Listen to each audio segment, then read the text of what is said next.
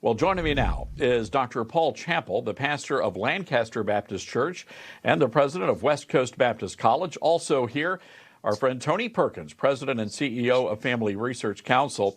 Gentlemen, good to have you with us. Dr. Chappell, first, your thoughts on the comments made by Senator Kaine.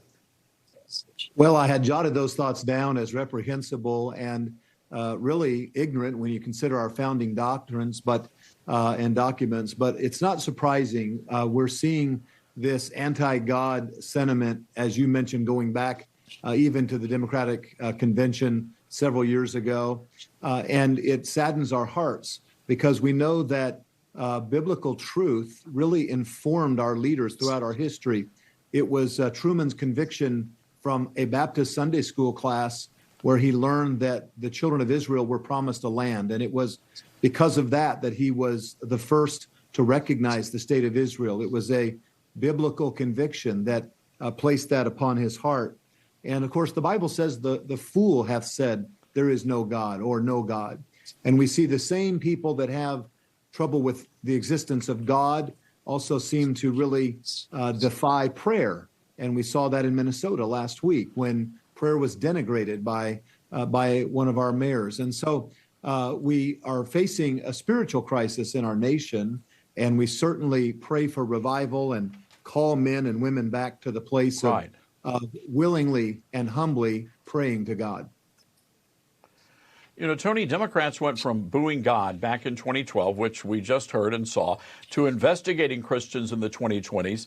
Missouri Senator Josh Hawley now pressing the FBI to investigate the Biden administration's targeting of Christians. Let's listen to the senator earlier this year. The United States government created a list of Catholic parishes and groups it did not like, branded them as traditionalist Catholics. I guess that's now a slur. And tried to recruit spies into these churches, which is unbelievable to me. I mean, you were talking about a violation of one's civil rights.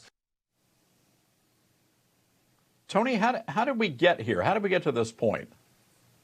Well, number one, I think you see this hostility being fomented in the culture, and it's linked back to policy, as you talk about with Senator Kaine. That's not accidental.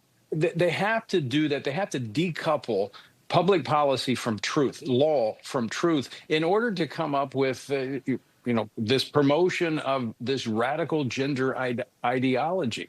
And so you have to denigrate that which stands in the way. And by the way, Todd, you know this, when they were investigating and trying to infiltrate the Catholic churches, they were using data from the Southern Poverty Law Center, which was closely linked to the Biden administration, that's been linked to or who has openly labeled Christian organizations such as ours, the Family Research Council, as hate groups, which led to a shooting in our building. So this is at the center of what they're doing. In order to advance their policy, they have to remove transcendent truth, which is central to Orthodox faith. Gentlemen, I could have you on for the entire hour and then some, but we're going to have to leave it there. A great analysis and insight. Dr. Paul Chappell, Tony Perkins, gentlemen, thank you for being on Newsmax this evening. Thank you, Todd. Thank you.